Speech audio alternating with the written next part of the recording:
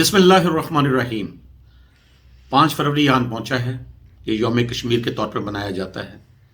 हकीकत बात यह है कि पूरी दुनिया में ये जो प्रोपेगेंडा किया जा रहा है कि भारत का मकबूजा कश्मीर के साथ जो जुल्म है, उसका जो जबर है, उसकी जो ज्यादती हैं, उसके जो मजालिम है, वो उसका अंदरूनी मामला है।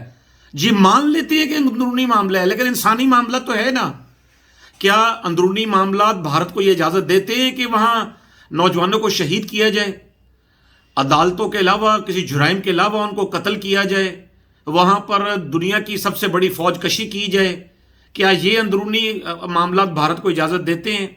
और क्या ये भारत को इजाज़त है कि वो उनकी जो हक़ खुद इरादियत है उसको सलब कर ले, उनको अपने इंतखाब का मौका न दे, उनको अपनी राय दहिंदगी का मौका न दे, उन पर एक जबर और जुल्म की रात नाफिज रखे, उनकी ज़मीनों पर, उनकी अराजियात पर कब्ज़ा करे, नौजवान औरतों की असमत धरी की जाए? क्या नौजवानों को कत्ल कर दिया जाए? खुद हद होती है किसी चीज़ की, किसी चीज़ का कोई अख्ताम होता है। 74 साल हो गए हैं पाकिस्तान को ये मसला उठाते हुए, और मैं तो ये हैरान होता हूँ कि दुनिया को आज के इस दौर में, जबकि हर पल एक गूगल पर दस्तयाब है, क्या गूगल को, क्या दुनिया को कश्मीर दिखाई नहीं दे रहा?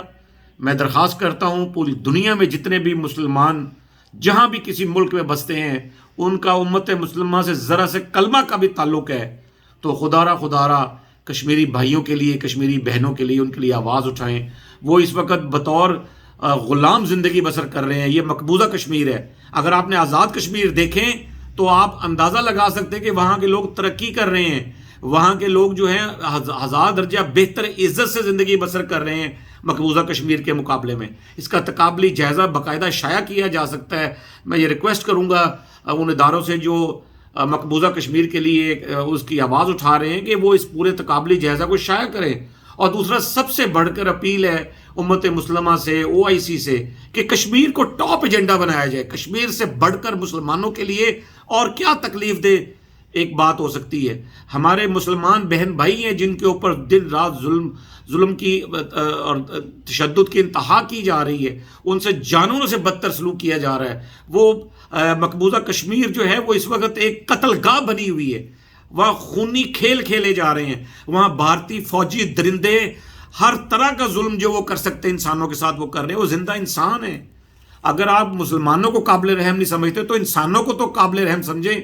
मगरिब क्यों नहीं ये बात देख रहा? अगर गैर अक़वाम जो है वो ये बात क्यों नहीं सोच रही कि अगर मुसलमान का लहू बहता है तो इंसान का लहू का रंग तो सब इंसानों को एक जैसे होता है। मकबूजा कश्मीर जो है इस वक्त दुनिया की एक सुलगती हुई सरजमीन बन चुका है, और दोनों ममालिक पाकिस्तान और भारत के दरमियान एक इंतहाई सेंसिटिव एक इशू है। इसको हल करना ही पूरे खित्ता के, पूरे एशिया के मफाद में और पूरे दुनिया के मफाद में है। उम्मत मुस्लिमा अगर एक बात का इरादा कर ले कि भारत का तिजारती बाइकआउट करना है तो 24 घंटे भारत से गुजर नहीं सकते।